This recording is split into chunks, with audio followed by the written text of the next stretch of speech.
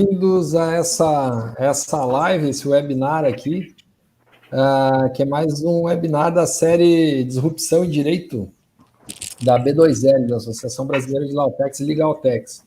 Meu nome é Fernando Bento, da Alcasoft, estou aqui junto com Daniel Max, da B2L, e junto com Daniel Becker, também, da Lima Feijelson, advogados. Hoje a gente vai tratar aqui sobre escritório virtual, como tornar o seu escritório 100% virtual.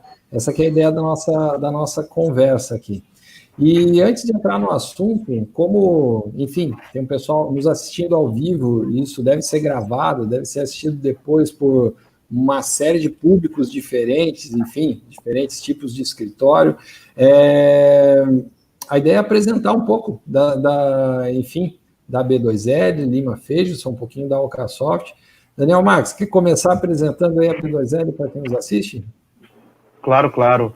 Bom dia a todos que estão nos vendo agora, né? Muito obrigado aí, Bento, por estar conduzindo esse debate aí sobre os primeiros passos para montar o escritório virtual.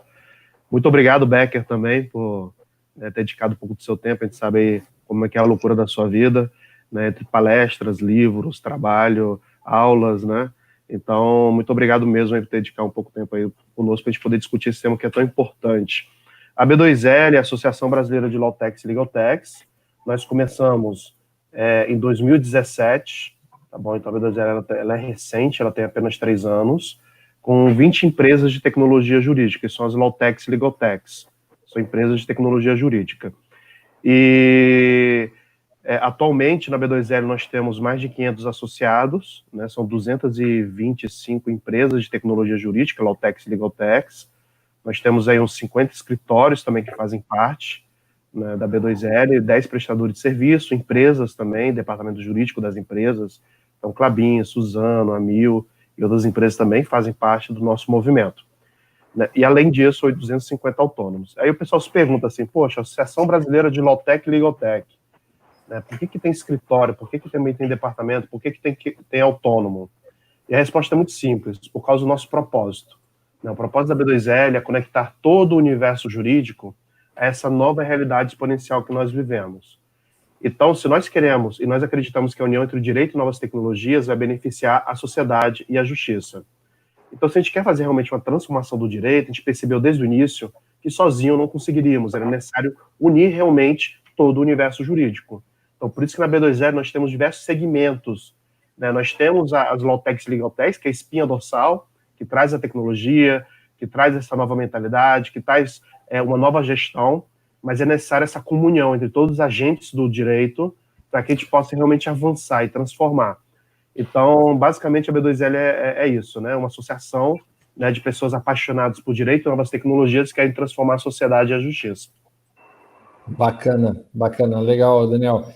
A Alcasoft está há 2 anos aqui e se beneficia muito de ser associada da B2L. A gente respira, muito do que a gente vem fazendo respirando esse ar de inovação que tem na associação. Legal, obrigado. E Daniel Becker, o que é a Lima Feijelson, advogados, o que vocês fazem lá? E é bacana essa contextualização, essa apresentação, para quem está assistindo a gente entender um pouco do perfil do escritório, para poder, enfim, se ver no case que você vai mostrar depois, aí vai contar para a gente. O que vocês fazem lá, Daniel? Obrigado, gente, prazer estar aqui. O Lima Feijelson, como o próprio nome diz, ele foi fundado pelo Marcelo Lima e pelo Bruno Feijelson. Ele começou como um escritório de minerário, hoje é um lado muito forte dele, é lado de minerário, direito portuário, infraestrutura. Mas ali em 2014, mais ou menos, o Bruno Feijelson começou a olhar bastante para a tecnologia, para a propriedade intelectual, entretenimento, e se envolveu cada vez mais e foi um dos precursores aí do movimento das Lautex no Brasil. Ele fundou a B2L, foi presidente da B2L durante um tempo, né? E inclusive foi a B2L que me fez conhecê-lo. Embora ele fosse irmão de um amigo meu, ele seja, né, irmão de um amigo meu, a gente se conheceu muito por conta do momento que eu também estava começando a estudar direito e tecnologia, sobretudo esse impacto dessas novas tecnologias no direito, né? E a partir daí a gente se conheceu e eu virei sócio dele alguns anos depois. Então, está muito no DNA do escritório o uso de tecnologia, olhar para negócios disruptivos, entender, né, que hoje todas as empresas, que seja mais simples, até que no futuro curto, né, no curto, médio prazo, ela vai ser uma empresa de tecnologia em algum nível. Então a gente tem isso muito no nosso DNA, entender a tecnologia como uma necessidade, seja do meio jurídico, ou seja dos setores dos nossos clientes. Bacana, bacana. Obrigado, Daniel. E daqui a pouco você conta para a gente o case de vocês aí, que vai ser o filé aí do nosso webinar. Legal. Esse é o case, só dando um spoiler aqui, o case é um work in progress, né? Aquela coisa, o que estamos fazendo, né, cada dia, né? Porque perfeito. Em construção. Perfeito, assim, como é recente, deve ter muita coisa acontecendo ainda, legal. Claro. Bom, e antes da gente entrar no tema, né, tornar o escritório um escritório virtual, seja 100% ou num menor grau de virtualização aí, acho que vale contextualizar isso, né, de o que é um escritório virtual. Tem gente que vai estar assistindo a gente aqui que, opa, o que é esse negócio aí? Bom, virtual é simples, né, não tornar ele virtual, mas o virtual eu entendo que é aquela coisa que ela é real, sim, mas ela não é física, não está ali presente, né? Pensa num documento digital, um documento virtual ali, que antes era uma folha de papel física, ou uma pasta do processo, né? Você tem uma pasta de processo que é um negócio desse tamanho aí, você tem carregado de cima para baixo ali, que é um negócio físico. Quando você pensa numa pasta virtual, então a gente não está falando mais dessa coisa física, está falando de um negócio que existe dentro de um computador, dentro da nuvem, dentro do servidor, enfim, é uma coisa digital. E quando a gente fala de escritório virtual, a gente está falando disso, de nenhuma dependência, ou pelo menos uma mínima dependência da questão física, né? Então, aquilo que a gente entende como as paredes do escritório, aquela placa bonita na frente, o mobiliário, enfim, aquele montão de gente trabalhando junto ali, ele deixa de ter essa presença física e começa a se trabalhar, então, a presença digital do escritório. E, enfim, dá para a gente pensar no escritório virtual, então, como sendo isso, né? Então, como é que eu tiro o escritório da minha estrutura física hoje e coloco ele para trabalhar virtualmente? Que é esse o nosso tema. Esse movimento de transformar, de ter um escritório virtual, na verdade, ele já vem acontecendo há anos, em menor grau, mas ele já vem acontecendo, desde que a gente tem os sistemas web, por exemplo, em que o advogado consegue ver lá a situação de determinado processo quando vai numa reunião com o cliente, ou enfim, ele está num fórum, ele está numa viagem, consegue ter uma noção, via um sistema web da situação daquele processo, ele já é virtual, né? Você já não tem a necessidade daquele ambiente físico para você conseguir ver a situação dos seus processos, por exemplo. Então é algo que já vem caminhando ao longo do tempo. E que a gente vê com a questão, com essa situação que a gente vive hoje de isolamento, de pandemia, enfim, que deu uma acelerada. Então, esse processo de virtualização, ele se acelerou, porque, enfim, as pessoas precisam trabalhar de casa, precisam fazer o home office, precisam estar, enfim, não podem mais estar todas naquele ambiente físico, e aí a gente passa a acelerar esse processo de virtualização dos escritórios. E é disso que a gente vai tá falando aqui. E quando a gente parte, então, para mudar essa estrutura de algo físico para algo virtual, a gente entende aqui na Alcasoft que existem alguns pilares para isso. Existem ali as pessoas, então não é todo o escritório, não são todas as equipes ou todo o perfil de cliente que vai se adequar a essa virtualização. Então, dependendo da equipe, você não consegue implementar um escritório 100% virtual, você vai ter problemas. Tem um outro pilar que são os processos, então, processos internos que, quanto mais bem definidos, facilitam muito a ida para um ambiente virtual. Então, quando você, principalmente em escritórios menores, né, você tem ali até 5 pessoas trabalhando numa sala, naquele ambiente físico, é muito comum você não ver processos bem definidos. Então, porque é natural, porque você se resolve naquele ambiente ali de poucas pessoas, aí um grita, cobrou o cliente e tal, quem que vai revisar meu recurso aqui? E você vai se resolvendo, então você não precisa ter um processo formalizado. Quando você vai para o ambiente virtual, aí você começa a ter que ter o encadeamento das atividades, o encadeamento dos processos, enfim, bem estruturados para que isso não se perca. Imagina você sem a estrutura física, todo mundo trabalhando virtualmente, de home office, sem saber direito o que eu tenho que fazer, enfim, o processo começa a ficar complicado. E um último pilar seriam as ferramentas, né? Então, a gente falou aí, pessoas, processos e ferramentas também. Então, para tornar o escritório virtual, você tem que dispor de ferramentas. E não só ferramentas específicas do ambiente jurídico, a gente fala de ferramentas de comunicação, como essa que a gente está usando agora para se falar. Enfim, a gente está falando de WhatsApp, a gente está falando de outras coisas que não são específicas do mundo jurídico, mas que são de extrema importância para que o escritório consiga caminhar rumo à virtualização. Né? Enfim, e quem entende muito bem dessa questão de ferramentas, de soluções tecnológicas e que está no olho do furacão disso é o Daniel Marques aí, que está no meio das Lautecs, que são as empresas, então, como ele falou, que fornecem tecnologia para essa advocacia 4.0, para a advocacia nova, enfim, que está no meio das tendências.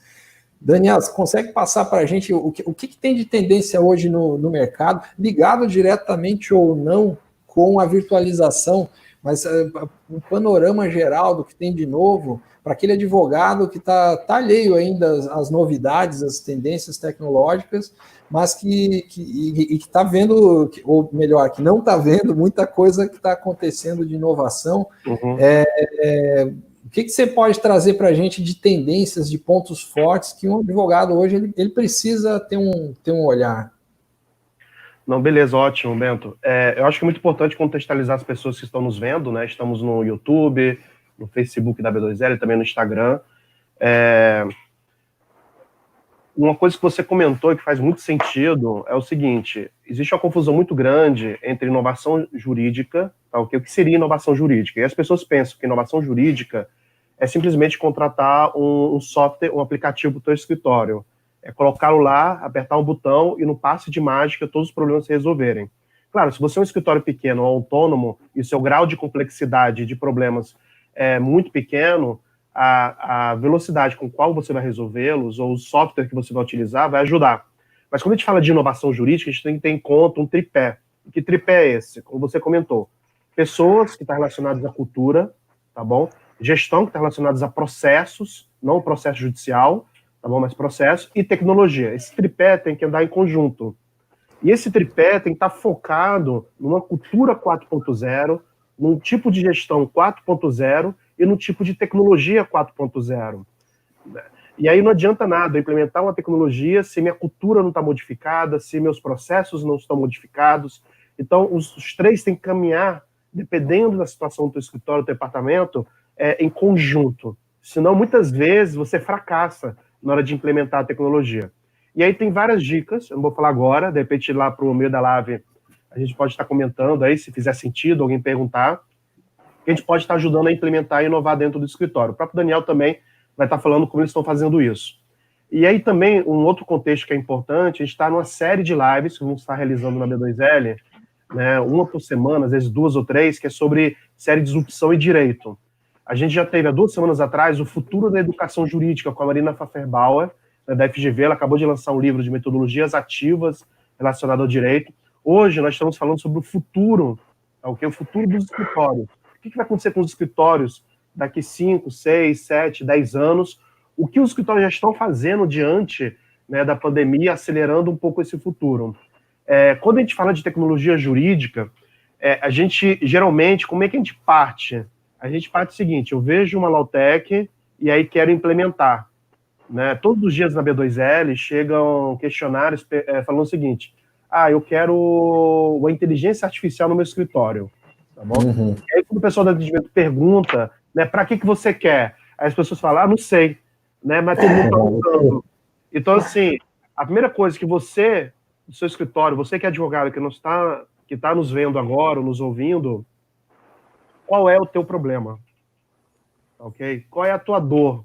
qual é a dificuldade que você está enfrentando agora. E, a partir do problema, buscar soluções que podem atender a sua necessidade. Então, a gente tem que partir do problema. Quando eu vou no médico, né, eu parto do problema. Eu vou no médico lá, chego lá, sento na cadeira e falo, preciso ser atendido. Né? E é esse diagnóstico do problema que muitas vezes os escritórios, os departamentos sofrem. Uma coisa que é muito simples, pessoal. A gente tem que começar também, e aí já dando algumas dicas, é com arroz com feijão. Tá bom? Às vezes a gente quer inteligência artificial, analítica de geometria, mudar a gestão, mudar a cultura, e eu não tenho um simples sistema de gestão de processos, ok? Eu ainda continuo fazendo acompanhamento processual, entrando tribunal por tribunal, né, vendo como é que está o andamento, preenchendo a planilha Excel, né, sujeito ao erro. Eu conheço advogados que gastam 1 hora por dia fazendo isso. 1 hora por dia é pouco ou é muito? Né? Em princípio parece ser muito, pouco. Mas para o advogado, 1 hora do seu trabalho é muito. Quanto é que custa 1 hora trabalhada? E se você coloca isso ao longo do mês, se o cara trabalha de segunda a domingo, segunda a sábado, estamos falando de 24 horas de trabalho do advogado. Daniel, mas eu já automatizei, eu tenho estagiário. Né? Alguns falam, né, continua sendo caro, apesar de eu acho que essa não deve ser uma função do estagiário, tá ok? Ele tem que estar lá, tem que estar ajudando, coordenando, mas continua sendo caro. Nós temos Lautex aí de R$ 49,90, R$ 99,90, que fazem isso, aparece no teu celular, já avisa o teu cliente.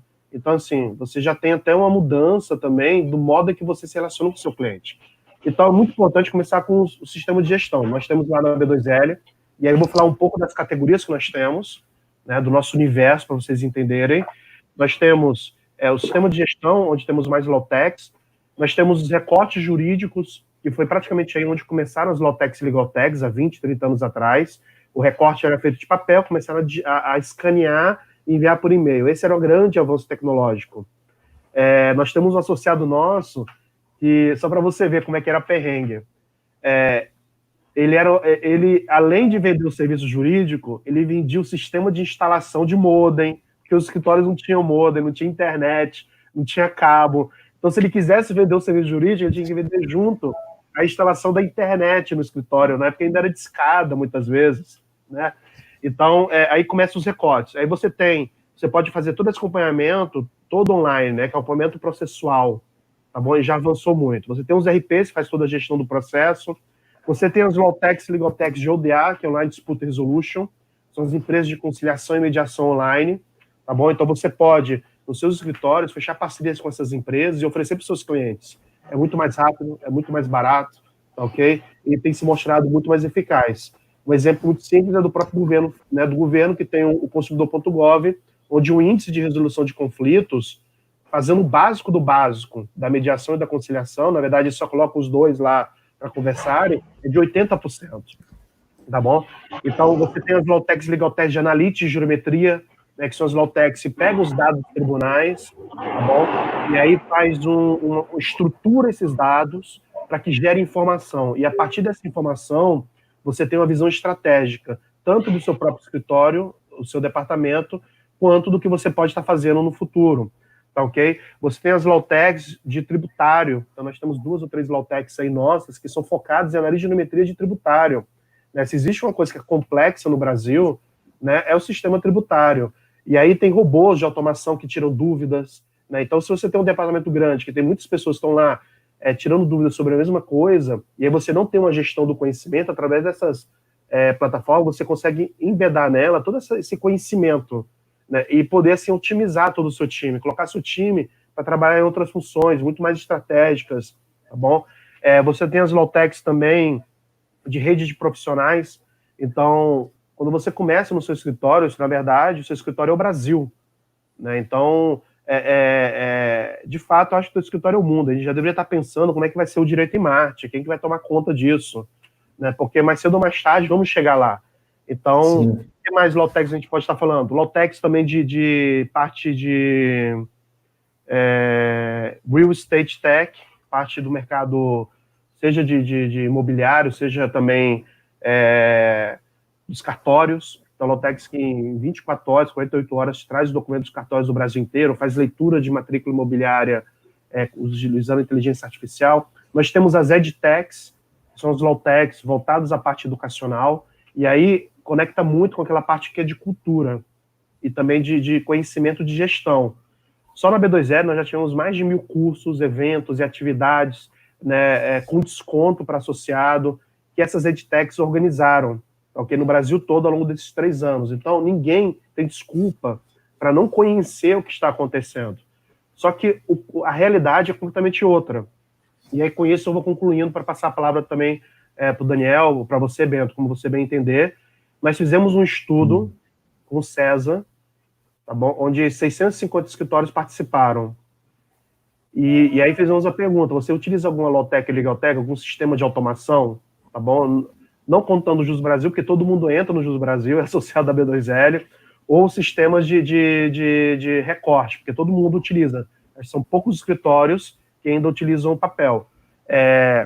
Mas apenas 22% dos escritórios que responderam à pesquisa, esse levantamento, utilizam a Lawtech e Legaltech.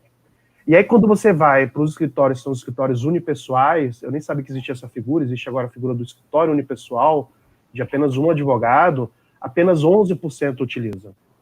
Então, assim, a gente fica vendo esses eventos, fica vendo live, aí fala de inteligência artificial, robô, né, futuro, e o pessoal ainda não está fazendo. Tem uma galera... Sim. Tá entendendo? O pessoal não está ainda fazendo feijão com arroz, está com medo de um futuro, enquanto ainda não vive bem nem o próprio presente.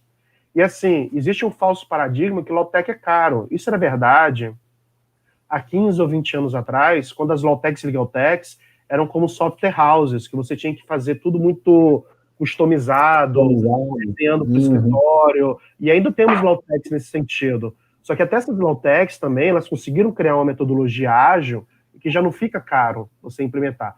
Caro é o tempo que o advogado gasta fazendo coisas que poderiam ser automatizadas. Estima-se que mais ou menos 30% do trabalho do advogado pode ser automatizado. Isso sim é caro. O teu tempo é caro. Não as Lawtechs e Legaltechs. Certeza, certeza. E a gente vê muito isso acontecer na Alcasoft, né? Então, a gente, dessas Legaltechs que você colocou ali, a gente atua naquela gestão para o escritório. E a gente recebe todo dia aqui, então chegam advogados que estão dando esse primeiro passo, estão começando no feijão com arroz ali. E, enfim, e essas ferramentas de gestão, elas podem ajudar muito, e na nossa opinião, são muito cruciais nesse momento de virtualização. Imagina, nessa situação do escritório virtual, se você não tem gestão, né? Se você não consegue ter uma gestão da produtividade da tua equipe, do teu financeiro, enfim, da tua carteira de clientes, dos teus prazos ali, da tua produção dos teus prazos. Imagina se não tiver um acompanhamento efetivo dos prazos com toda a equipe trabalhando, enfim, remotamente, trabalhando home office. Então, é um problema. Nisso até é a nossa praia, né? O que a Alcasoft pode ajudar é nessa situação do software para gestão. Se você encontra ali recursos de gestão do tempo, é um super detalhe ali você colocar, cronometrar o tempo que você leva para fazer uma peça, por exemplo, mas é a forma que você tem para fazer gestão. Então, se você não consegue medir essas coisas, como é que você não consegue medir a produtividade do teu advogado em casa, como é que você vai ter uma gestão efetiva em cima disso? Então, precisa, sim, como você colocou ali, um sistema para gestão. É o primeiro passo, acho, nessa caminhada para inovar no escritório. Legal, isso a gente pode ajudar aqui pela Alcasoft. E agora, passando para o nosso filé ali da apresentação, Daniel Becker, como é que aconteceu essa história de vocês de virtualizar, né? Então, a gente falou um pouco aí de ferramentas, o que é tornar um escritório virtual, e como é que tem sido, né? Não é como é que foi, é como é que tem sido essa experiência de vocês, como é que deu o estalo de vamos encarar esse desafio, vamos fazer isso.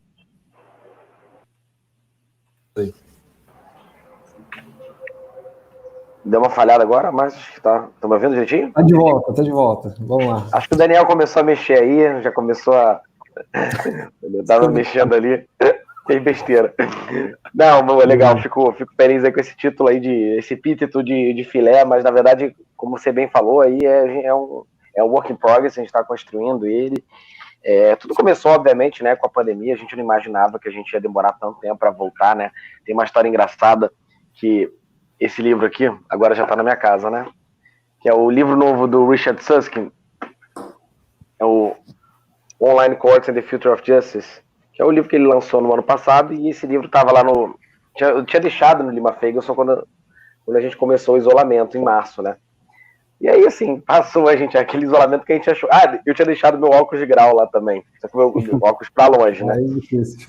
Você vê que a pessoa é otimista, achando que a gente ia ficar, né, 1, 2 semanas em casa e ia voltar. Semana que vem. E aí, resumo da ópera foi que, enfim, eu tive que botar o sofá mais perto da televisão aqui em casa, que eu não consegui enxergar. O próprio livro do Susskind, que é um livro que eu uso ele bastante para citar nos meus textos, e tive que comprar ele no Kindle. Então, ou seja, agora eu tenho o livro no Kindle e o livro físico, né? Porque foi nesse tempo, aí quando a gente desmobilizou o escritório, que aí essa é a próxima parte da história, me entregaram aqui as coisas e tal, e enfim, agora eu tô com 2 livros. Mas o ponto é, ninguém pensava, então assim, obviamente se ninguém pensava que a gente ia ficar tanto tempo em quarentena, ninguém cogitava a possibilidade de ser sustentável um trabalho remoto, né? E aí, durante esse período, era uma questão que, sobretudo, o Bruno provocava muita gente. E aí, o que você acha? Quando você acha que a gente vai voltar? Você acha que a gente vai voltar algum dia? Você acha que foi... E a gente ficava, né, com esses exercícios aí de futurologia sobre os próximos passos e o que ia acontecer, aí misturava com a vacina do Covid, quando a gente vai poder andar na rua. E aí a gente fez uma pesquisa, né? E aí eu acho que nada melhor do que a pesquisa empírica, né? Tentar entender o que as pessoas esperavam, né? Quantas pessoas do escritório pretendiam voltar para o escritório neste ano, né? Até dezembro desse ano. E a pesquisa deu que menos de 90%, menos de 10% das pessoas, ou seja, 90% das pessoas não pretendiam, mais de 90% das pessoas não pretendiam, mais de 90% das pessoas não pretendiam voltar para o escritório esse ano. Pô, não faz sentido, então, a gente continuar com o escritório, né, pelo menos esse ano, isso é evidente. E aí, por isso que eu falo assim, a gente teve essa iniciativa de tal, e sem prejuízo de ser um erro, né? O que a gente está vendo, que como eu vou falar brevemente aqui, está sendo um grande acerto, mas a gente voltar no futuro, né? As pessoas ficam, nossa, para sempre. Não, se der errado, a gente volta. Mas o que está acontecendo agora é que está dando super certo. Eu acho que tem alguns desafios, né? E tem os prós e tem os seus contras, obviamente vai ter contra, as pessoas acham que falam, cara, mas e não sei o que. Não, óbvio, vai ter alguns pequenos contras, mas os prós são tão maiores, né, que eles acabam suplantando esses contras. Então a gente tem alguns desafios, por exemplo, contratação. A gente já contratou 6 pessoas na pandemia.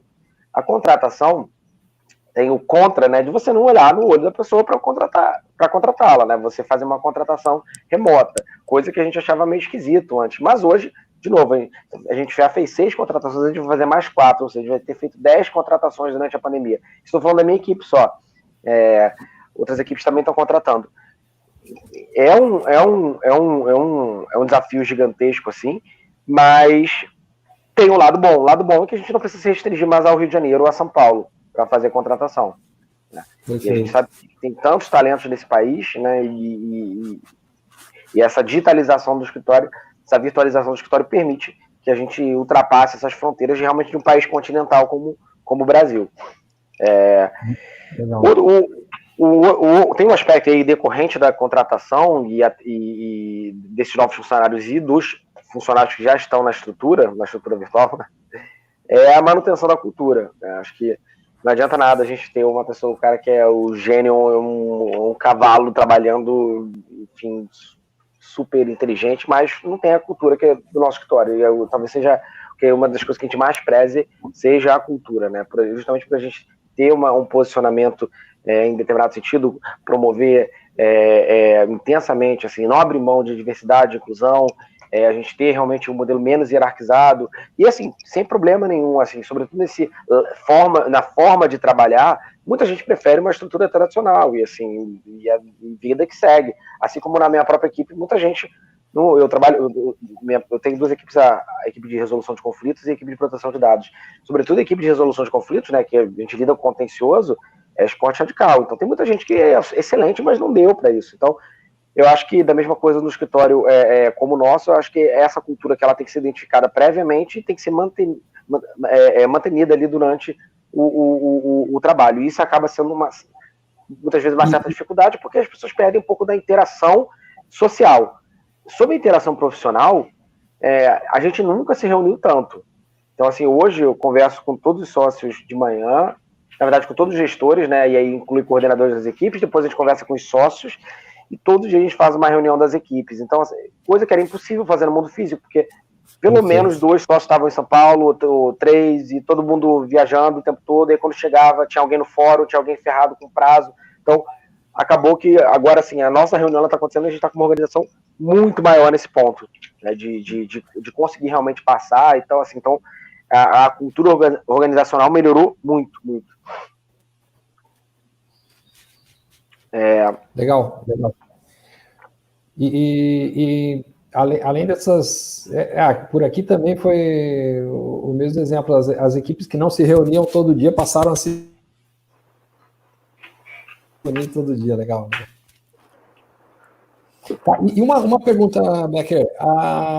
Como é que é a entrada de clientes? A gente falou aí de pessoas, né? Mas uma dúvida que os advogados, os escritórios devem ter, eu vou para o virtual e aí? Eu estou sem porta aqui para entrar um cliente novo. Como é que vocês estão fazendo com a questão de clientes, né? Essa é uma excelente pergunta, porque é verdade, essa é uma excelente pergunta. Isso é uma preocupação também que muitas pessoas encaram como contra, né? Na prática, a maior parte das reuniões que a gente fazia, a gente ia até o cliente. Só que óbvio que tem muitos clientes que vinham até a gente, sobretudo pessoa física, né? Acho que pessoa física era o que acabava vindo mais. A gente não advoga muito para pessoa física, mas eventualmente a gente tem um ou outro, e ele vinha até a gente.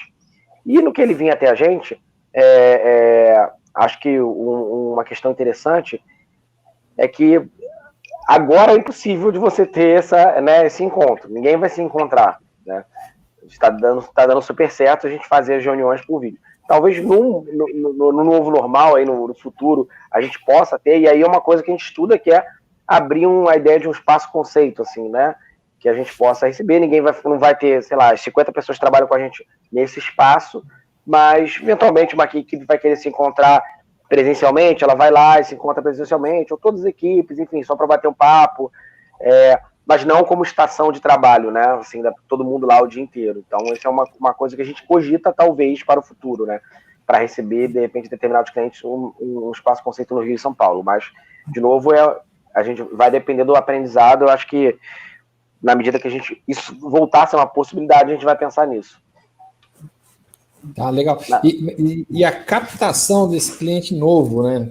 Que tem aquela parcela de clientes que já está no escritório, enfim, aí trata via reuniões virtuais ali e tal, mas e como é que é essa questão da chegada de um cliente novo? Você comentou ali que, bom, vocês continuam contratando, bacana, o virtual fechou, funcionou.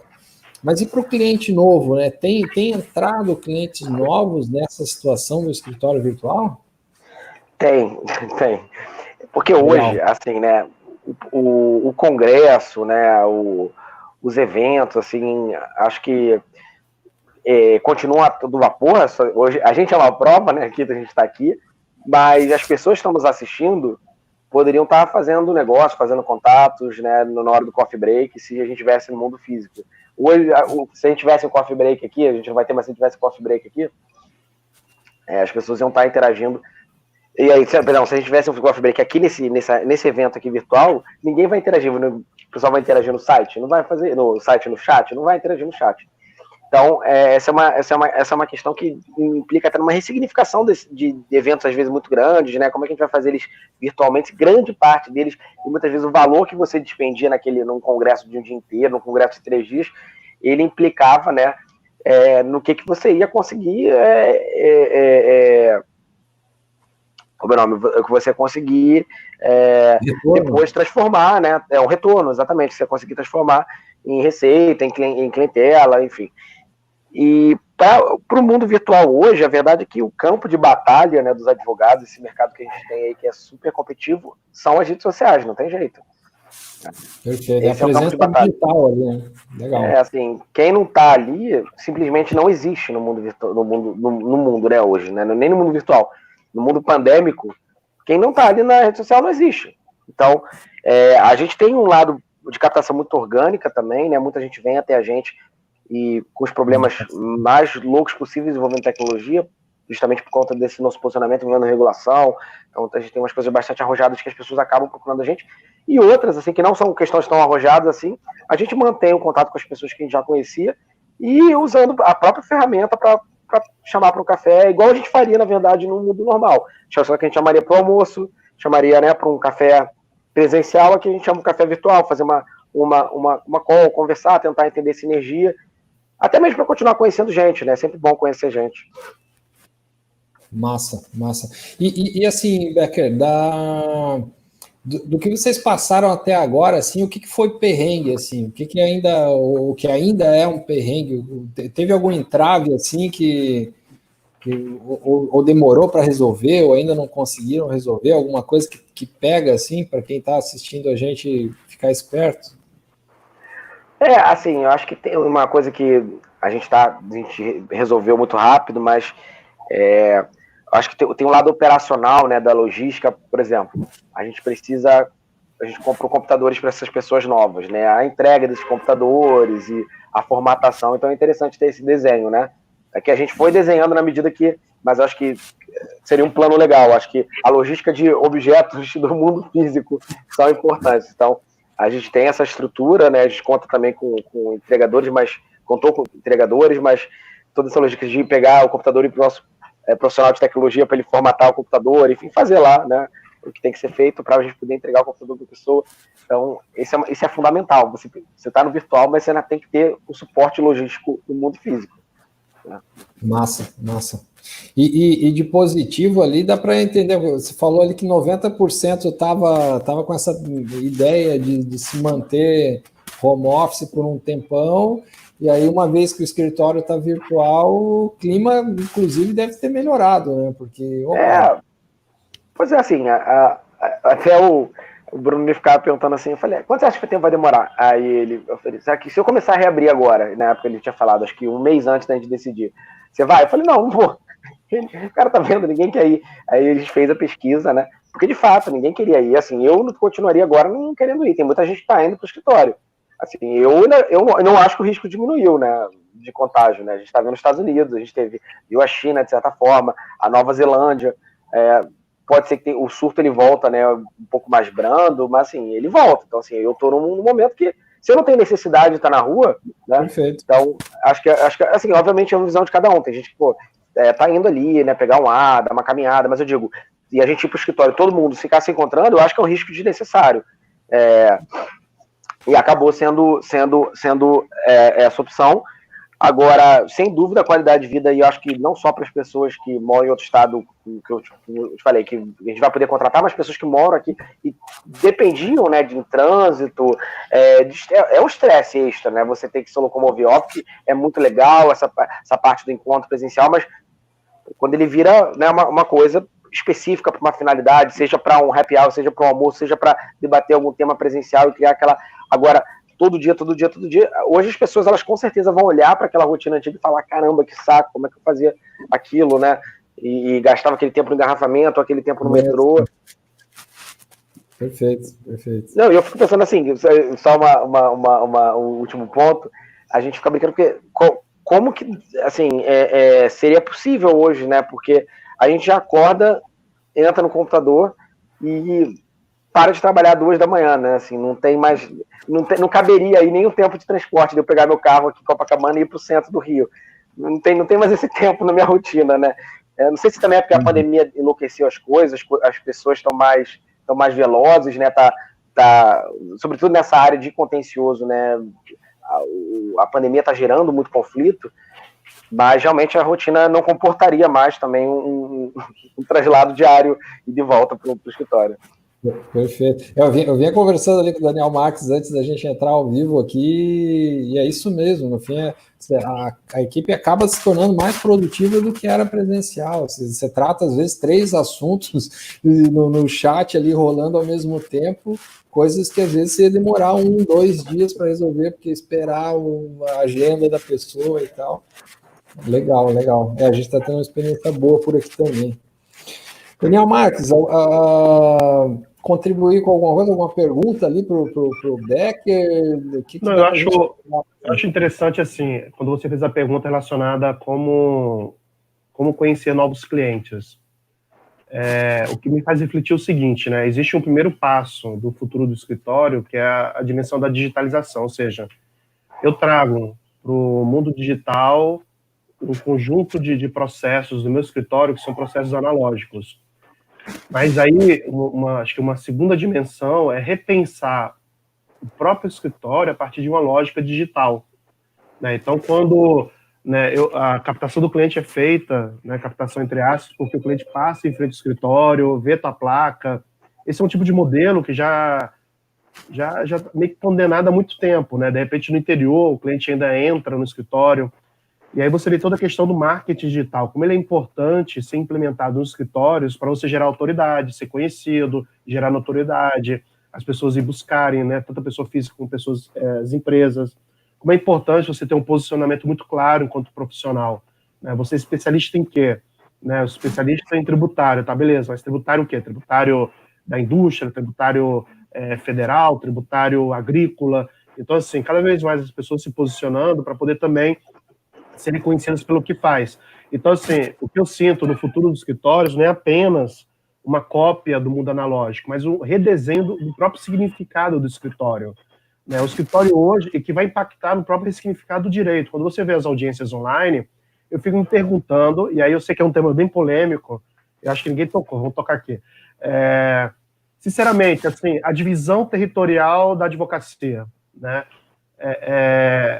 Por que você tem que ter uma advocacia, sei lá, do Rio de Janeiro, advocacia de São Paulo? Existe um motivo, que é o motivo de, ao ser de São Paulo e advogar em São Paulo, né, eu conheço melhor aquela comunidade, conheço melhor aquele ecossistema. O Daniel pode dar outras razões também que eu desconheça, mas acho que basicamente é isso, né, do próprio juiz também ser territorial, né, porque ele conhece os aspectos daquela sociedade. Só que numa sociedade digital, onde acontece uma coisa na China e hoje eu já sei o que está acontecendo, né, e agora eu já sei o que está acontecendo, né, onde a informação ela circula, né, mal ou bem, né, e aí entre outros temas também, de maneira muito mais fluida, né, eu fico me perguntando, né, essa coisa do escritório ser territorializado, o escritório ser nacionalizado, né, porque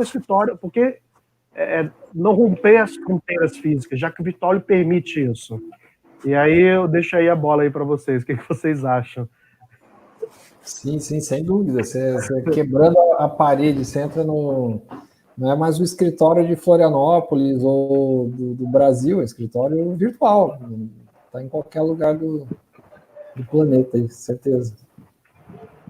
Quanto a negócios, enfim, tem um bloco ali do radar da B2L que você citou no começo ali, que são redes de profissionais ali. Então tem Jus Brasil, Log Júnior, enfim, tem uma série de Lautechs ali que ajudam nesse sentido, né? Estou precisando de um advogado para resolver o meu probleminha aqui da casa, que caiu o muro e tal. E, enfim, pode ser um advogado de qualquer lugar nesse caso do Brasil, mas enfim, não teria o porquê ter essa restrição, né? Eu acho um ponto interessante que eu acho que chama muita atenção para essa questão da advocacia regionalizada, e a gente vê que grande parte, assim, grande parte não, mas uma considerável fatia dos advogados fora das capitais, né, ao redor do Brasil, e muitas das vezes em capitais também, trabalham como advogados correspondentes, né, e esse é um trabalho que até lá no início, nos idos da B2L, eu cantava essa pedra que isso ia acabar, porque na medida que o processo eletrônico ele já tinha acabado, de certa forma, com esse trabalho do advogado correspondente. Né, o trabalho de você obter cópias, né, de certa medida, já tinha sido extinto. Agora, o trabalho de audiência, A gente aqui nesse livro, O Advogado da Manhã, a gente já falava que quando a gente tivesse audiência virtual, ia ter mais sentido você contratar um advogado correspondente para realizar essas audiências. Local. Exatamente. Então, assim, traz uma comodidade, traz uma economia, né, considerável. Eu acho que, obviamente, você vai ainda ter, e aí eu acho que depois, alguns trabalhos de correspondência que são relevantes, que, né, vamos dizer, o corriqueiro, você fazer uma audiência de conciliação, aquela cara crachá, né, tem acordo? Não tem? Bom, pronto, só para a pessoa aparecer lá, assim, não tem nenhuma necessidade, eu posso fazer virtualmente essa audiência. E isso implica, né, um papel de ressignificação dele dentro da comunidade, daquela região, né, daquela cidade, a relevância daquele advogado, que hoje, de novo, ele tem toda a possibilidade, né, de estar apto ali a prover um serviço de qualidade para aquela pessoa daquela localidade, enfim, mostrar que ela não precisa sair dali para contratar alguém, que ele está ali, né. Eu acho que não tem nem tanto a ver com o escritório virtual, mas eu acho que tem a ver com o uso de tecnologia, né? Porque, justamente como o Daniel falou, a tecnologia hoje está super barateada, né? Até o fenômeno das low-techs, ele tem muito a ver com isso, o timing dele, se comparado com os Estados Unidos, tem a ver com a lei de Moore, com o barateamento, né? A lei de Moore e as outras leis, a lei de Crowley, todas essas leis que impulsionam o valor da tecnologia, comparativamente aí a 2017, 2016 no Brasil, 2008 nos Estados Unidos, com a crise, né? Então, hoje a tecnologia ela é muito acessível, realmente, e de novo, pode levar até e usando o termo aí de forma imprecisa, uma paridade de armas desse advogado com concorrentes dele em grandes capitais, por exemplo, né? Sim. Tem uma pergunta aqui no Instagram, que vocês entendem que a audiência virtual veio para ficar?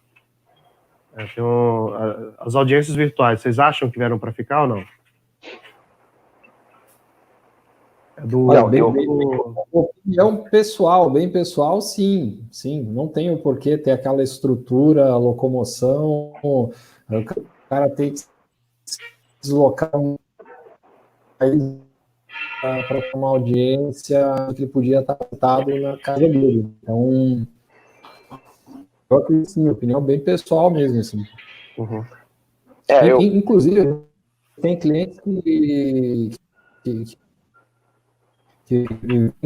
nos citando, tem que ter uma melhor do sistema armazenar, inclusive as audiências. Eu quero que o falando lá na audiência. Então, que são arquivos mais pesados de vídeo e tal, é uma tendência dos de documento, né? Sim. Tá cortando um pouco a tua voz, o Bento. Mas o Daniel queria comentar alguma coisa. Comenta aí, Daniel. Não, eu tenho certeza que elas vieram para ficar, né? Eu acho que a gente não vai voltar para aquele modelo antigo, como o Bento falou. Eu lembro que a última audiência que eu fiz foi em dezembro do ano passado, lá em Camp Norte, lá em Goiás. Eu peguei um avião, fui para Brasília, de Brasília peguei um carro 5 horas. Como era uma audiência de um tema relevante, mas era uma audiência de conciliação e, infelizmente, o conciliador não era dos melhores. E também a gente chegou lá, foi um cara crachá, né? Tem audiência, não tem audiência, pronto, eu voltei, entrei no carro, peguei mais 5 horas, voltei, saí de Brasília no dia seguinte, ou seja, eu perdi mais de 24 horas para fazer uma audiência, que era aquela brincadeira, né, que mais uma reunião que poderia ter sido um e-mail, tá? mais uma audiência que poderia ter sido um Zoom, né? E mais um Zoom, já viu uma frase? Que mais um Zoom que poderia ser um WhatsApp. É isso. Exatamente. Mas, assim, eu acho que determinadas audiências no novo mundo, né, a gente vai poder realizá-las presencialmente. Eu acho que o default, né, o padrão tem que ser virtual. E para algumas hipóteses excepcionais. E aí eu acho que uma questão que é super interessante, que já é discutida há bastante tempo, que é a audiência de custódia, né, da justiça criminal. Você ter lá o preso, o juiz ele tem que analisar o custodiado para ver se ele sofreu tortura, né, algum tipo de abuso por parte das autoridades policiais. E uma crítica da Defensoria Pública como um todo, né, e que eu concordo muito, sobretudo depois de conversar com os defensores, é que a audiência de custódia ela tem que ser feita presencialmente. Uhum. Porque assim, pode ter alguém aqui atrás de mim, eu estou sendo custodiado, né? Eu sou custodiado e estou participando da audiência. Falando assim, né? Tipo. Não, mas é verdade. Tipo, tô te olhando aqui, vendo você falar. O que você vai falar pro juiz? Né? Então, assim, ele pode ser a audiência virtual pode se tornar um instrumento de abuso policial. Então, ainda acho que seja necessário. Mas essas audiências de conciliação, desses processos que realmente são uma fatia aí considerável de 20% a 30% das 80 milhões de demandas no judiciário brasileiro, não existe motivo para a gente continuar fazendo elas do modelo antigo. Só esse exemplo aí, essa odisseia, né, que eu fiz até Campo Norte, acho que já é um bom exemplo. O que você comenta me faz pensar acho que um tema que é muito importante, ainda é pouco falado no Brasil, que é a questão do direito como experimentação. Né? Experimentação já faz parte de diversas ciências, né, da sociedade, já desde Galileu. Né? Galileu, quando leva para o laboratório a experimentação, copiando os movimentos da natureza, para poder, a partir daí, tirar fórmulas matemáticas que possam descrever aquilo. Né? A gente vê isso na biologia, vê isso na física, como eu falei agora com Galileu. E aí, por que não o direito como experimentação, o direito também como experimentação? Né, o Bruno até terminou o doutorado dele em sandbox, regulatório, que também trata muito desse direito como experimentação. As audiências online é um tema que dentro da B2L a gente já tem discutido há muito tempo, mas a gente nunca imaginaria que aconteceria então numa escala tão grande, gigantesca como a atual durante a pandemia. E aí isso permitiu a experimentação e entender na prática, tá ok, o que funciona. Aristóteles ele fala, né, a potência se conhece no ato. E muitas vezes a gente fica gastando horas e horas e horas e horas de discussões etéreas, imaginando cenários futuros, enquanto que o mais simples é testar. Né? Claro que o ideal é o teste ser pequeno, né, que é o conceito de sandbox, a palestra é sobre isso, mas é um teste pequeno, um teste que não impacte no sistema como um todo. Nós somos obrigados agora a fazer um teste no sistema todo. Mas isso, eu acho que tem que nos impulsionar a realmente experimentar mais dentro do direito. E aí, através desse teste das audiências online, nós estamos descobrindo o que pode continuar como online, o que não pode continuar como online. Ou seja, na prática, o que dá certo, o que dá errado. Né? O que a gente não pode mais é seguir um modelo de direito, muitas vezes escrito em tábulas de pedra, né, certos processos e procedimentos, e que são imutáveis. O direito tem elementos que são elementos essenciais e que permanecem ao longo da história, e o direito tem elementos circunstanciais, que foram respostas históricas positivas e importantes para aquele momento histórico. Mas na quarta revolução industrial, nós temos que nos perguntar novamente o que é essencial, o que é circunstancial e deve se manter, e o que é circunstancial e que deve modificar. E esse direito como experimentação a gente pode aplicar em várias áreas, né, e assim entendendo como adaptar o direito a essa nova realidade, não só da pandemia, mas da sociedade como um todo. Né? Então, assim, eu acho que é um tema, até, de repente vou chamar aí o Daniel, o Bruno, para a gente poder falar aí do direito como experimentação.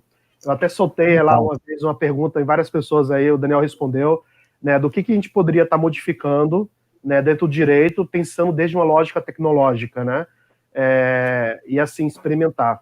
Tem um Renato aqui, vou até colocar ele aqui, o Renato está perguntando aqui, olha, ele dá parabéns pela live, bem esclarecedora, e com certeza abre nossa visão para muitas coisas.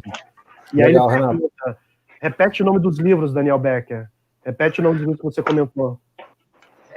Tem esse aqui, para quem gosta de ler inglês, que é o Online Courts and the Future of Justice, acho que aqui, do Richard Susskind. Eu acho que esse aqui também, e aí é meio jabá, mas é porque realmente o livro é muito bom, que é esse, O Advogado do Amanhã, que é em homenagem ao professor Richard Susskind, ele faz o prefácio.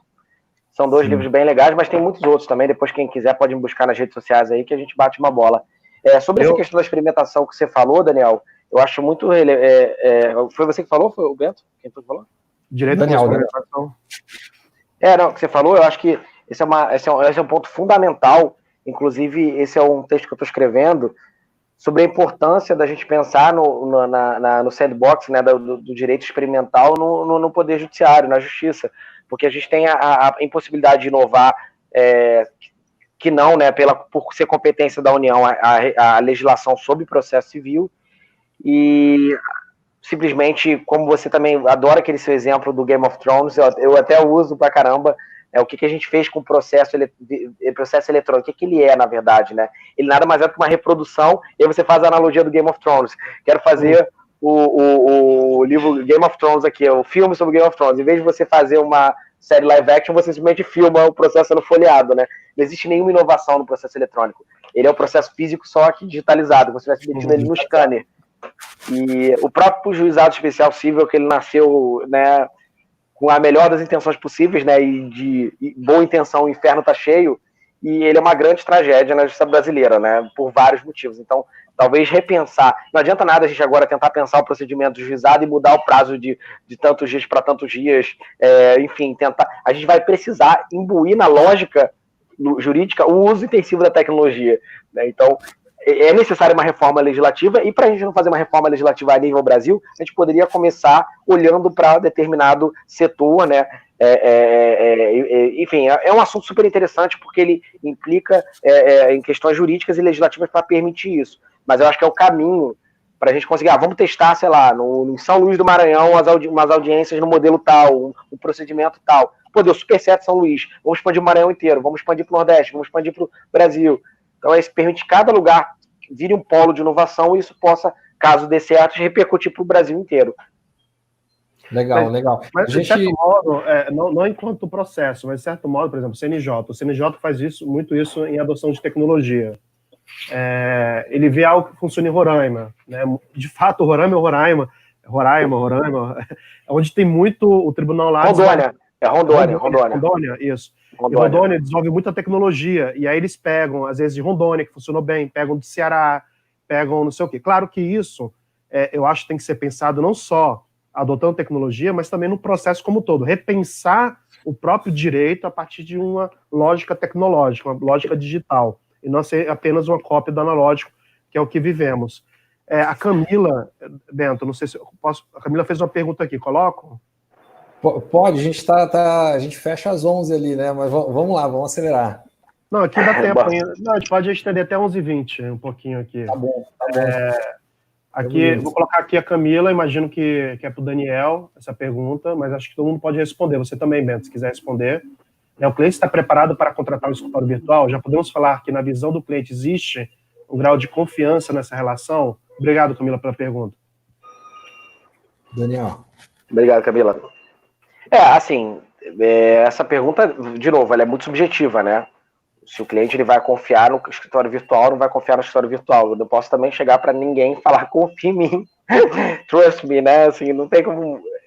acho que é muito do posicionamento que a gente já veio adotando durante muito tempo. Acho que a qualidade do nosso trabalho, quem quiser, enfim, inclusive grande parte dela é pública, né? Você pode olhar os processos judiciais, bota meu nome no STJ, você vai ver as petições que a gente faz, o trabalho que a gente vem fazendo, o reconhecimento aí por publicações.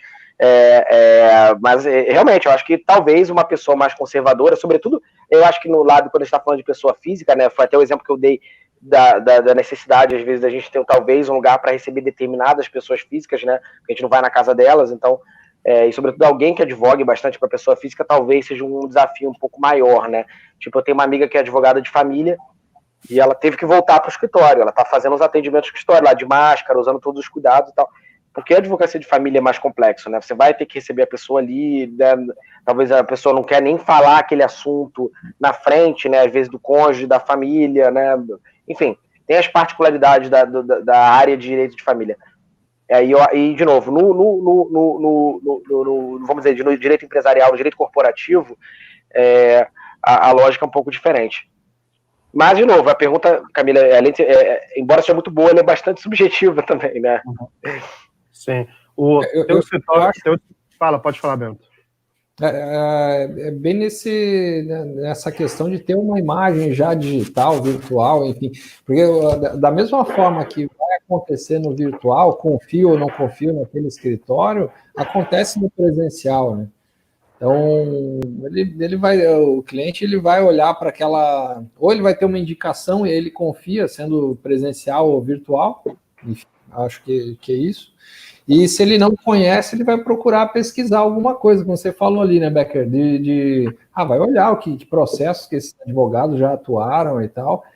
Minha opinião é que não muda muito o impacto ali ou é indicação, e aí, ok, ou ele vai ter que pesquisar sobre aquele escritório, a menos que seja aquele cliente que vai olhar para a placa, para o carrão lá, para o Maserati estacionado na frente do escritório e vai achar que aquilo é um bom escritório, enfim, daí não, daí o virtual acaba perdendo. Verdade. Eu acho que copia muito o mundo também que a gente vê de outros setores, né? Eu acho que você olhar outros setores, a gente acaba aprendendo um pouco de como pode estar impactando. Eu me lembro que quando a internet começou, ninguém colocava cartão de crédito, né? Todo mundo tinha medo de ser fraudado. Hoje em dia, né, a pessoa compra comida, pede coisas. Imagine pedir para alguém pegar algo, log, né? E falar assim, quem é essa pessoa? Né? Não é o correio, não é do governo. Então, assim, essa confiança... Não, CPF, né? Essa descentralização... Minha avó não dá CPF até hoje para ninguém. CPF, né? Pô, CPF, até hoje eu também fico ruim de dar o CPF. Qualquer prédio tenta dar o CPF, mas assim, eu acho que a questão, a gente descentralizou a confiança. A confiança antes passava por órgãos físicos e institucionalizados. Hoje em dia, através da tecnologia, a gente conseguiu descentralizar. Isso se deu também devido à curadoria que ela foi descentralizada. Então, quando você pega um Uber, né, a pessoa vê a nota, muitas vezes. Se a nota é baixa, até o próprio Uber elimina, e vice-versa. Né, o Uber também te qualifica. Então, que é um modo de propaganda, é um modo de validar. Então, a validação já não passa mais para um órgão centralizador. Então, eu não vejo nenhum problema. E se a gente pensa nas futuras gerações, eles são mais digitais do que nunca. Né? De fato, eles nasceram no digital. Né? Tem uma pergunta aqui do Thiago, que fala assim, existe alguma área do direito que irá se destacar daqui para frente? A gente está falando do futuro dos escritórios, né, do case do Lime Ferguson, que era um escritório físico e presencial, e agora está 100% tecnológico. A gente tem o Bento aqui da Alcasoft, que é um RP, né, faz gestão de processos, ele ajuda também nessa digitalização, né, associados da B2L, os dois. Que área do direito, né, irá se destacar daqui para frente? Vocês teriam alguma visão sobre isso? Quer falar, Bento, antes? Você acha? Não. Pode falar. Eu acho que é um ponto que a gente tem que desconstruir um pouco, embora eu muitas vezes até use por força da expressão, né, que é a ideia do direito digital. Muita gente fala, a próxima área promissora do direito é o direito digital. Desafio a pessoa me explicar o que é o direito digital. Né? O direito digital, na verdade, não existe. Né? O direito digital é uma expressão que a gente utiliza para descrever o impacto do direito nas novas tecnologias. Então você vai ter um processo, e como a gente falou aqui, em tecnologia, a gente vai ter regulação de tecnologia, que nada mais é do que direito administrativo, direito regulatório, só que aplicado. O que é a Lei Geral de Proteção de Dados? Muita gente acha que, nossa, vou estudar a Lei Geral de Proteção de Dados e vou ficar um expert. Não, primeiro você tem que estudar o manual da Maria Silva de Pietro sobre direito administrativo para você entender que a LGPD nada mais é do que uma norma de direito administrativo. Né? E, enfim, e daí por aí vai. Então, todas essas áreas eu acho que hoje a gente tem que pensar no setor. Que setor é promissor? Não a área do direito, assim, né? Porque se o setor é promissor, todas as áreas circundam aquele setor, todas as áreas do direito, elas vão crescer. Então, você está falando do setor, por exemplo, pensando aqui há 10, 20 anos atrás, o setor de petróleo. Eu vou olhar para o setor de petróleo, eu vou entender do setor de petróleo e vou entender que dali vai decorrer o direito ambiental, que o direito o contencioso civil, o direito corporativo, contratual envolvendo petróleo. Então, hoje, não há dúvida que a indústria de tecnologia, em todos os níveis, é o foco. Então, entender de tecnologia, e eu não estou falando de programação, nada, mas entender um pouco da lógica, como funcionam as estruturas dessas empresas de tecnologia, os modelos de negócio disruptivos, como eles funcionam, para você. Se você não entender, você sequer vai conseguir explicar para o juiz se quer conseguir ganhar aquela ação, por exemplo, ou se quer explicar aquilo dentro de um contrato. Então, acho que é entender esse modelo de negócios disruptivos, entender tecnologia, e o resto, assim, e as áreas de direito que vão circundar, que são as áreas tradicionais. Até mesmo direito ao trabalho, como vocês veem aí, enfim, a economia compartilhada sendo desafiada pelo direito do trabalho lá de Getúlio Vargas, né? Então... Não, concordo muito, eu ia falar justamente isso, né? Eu acho que, no princípio, fazia muito sentido em falar de direito digital, quando a internet era discada, e existia um universo que não era um universo ainda regulado, e ainda continua sendo regulado, e regulado até que esse já seria outra coisa, né? Outra discussão, outra live.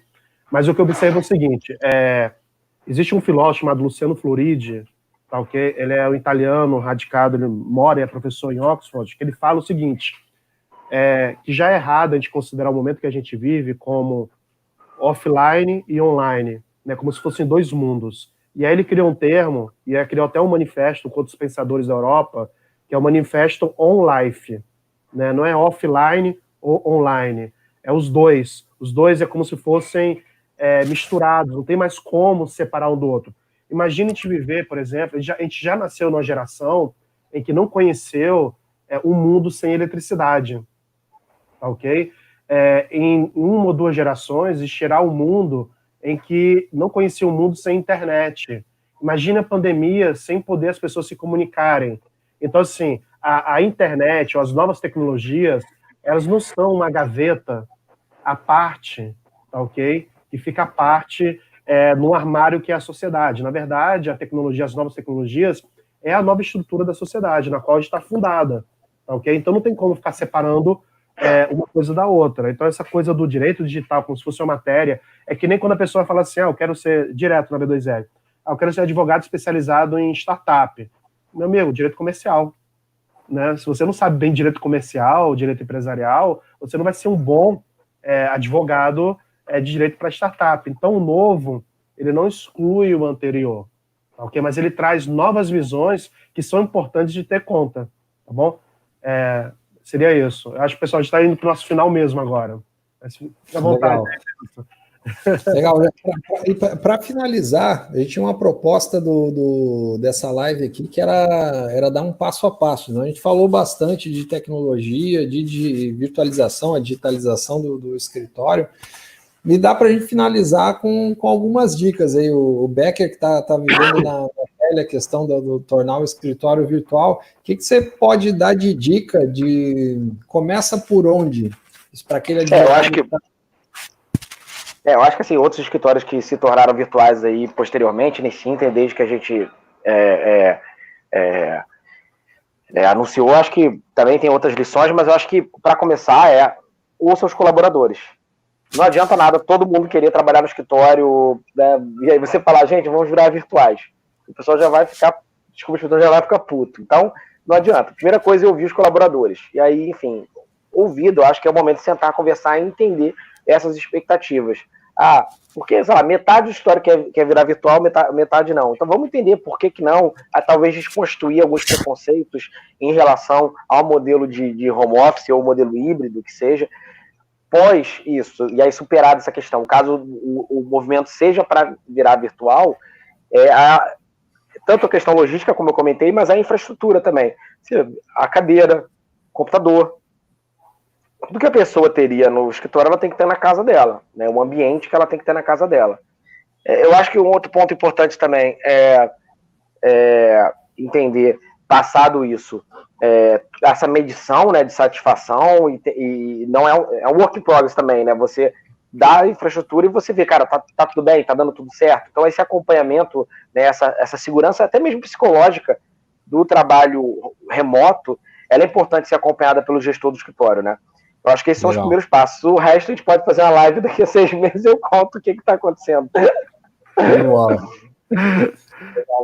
E Marcos, o Daniel Marcos, o que você dá de dica aí? Você que tá no meio das Lautecs aí, para quem está pensando nessa empreitada aí. Cara, assim, uma dica que eu dou, assim, o advogado, ele tem uma formação que é muito importante para o direito, que ele pensa em todos os cenários possíveis, e enquanto não pensar em todos os cenários possíveis e fazer o planejamento perfeito, ele não dá o primeiro passo.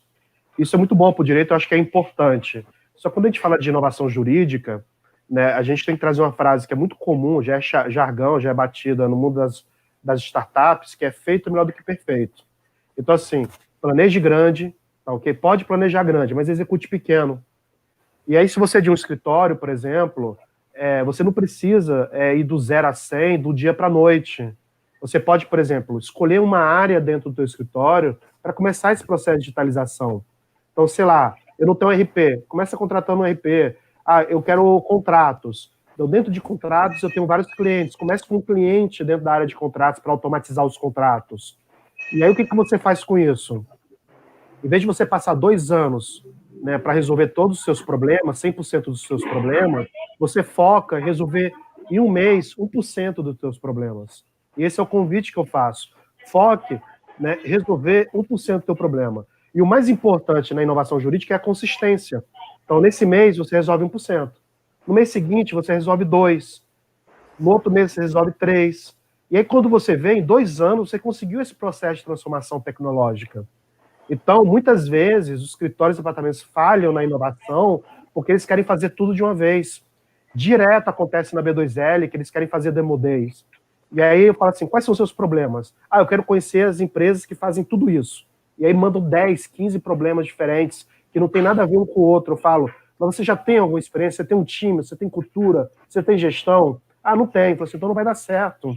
E aí você, para convencer a pessoa que é melhor escolher um problema e implementar, resolver esse problema, é difícil. Né? É muito difícil. Não consegue entrar na cabeça. Que é o famoso MVP, que já é muito comum no mundo das startups. O direito é incorporar também quando se fala em inovação. Então, minha sugestão é essa, pessoal. Feito é melhor do que perfeito. Foque em resolver 1% dos teus problemas hoje, 1% dos teus problemas amanhã, tá ok? E constância. E participar da B2L. Siga a B2L nas redes sociais, tá bom? Legal. Eu sei que o Bento vai encerrar. Já convido vocês para a live que nós vamos ter hoje às 19 horas, que vai ser sobre a famosa pergunta. Qual é a pergunta número 1 que fazem para vocês em qualquer evento? O advogado tem que aprender a programar? Então a gente vai responder isso hoje, tá ok? Legal. Às 19 horas, com 2 programadores, mas inseridos dentro do mundo do direito. Joia.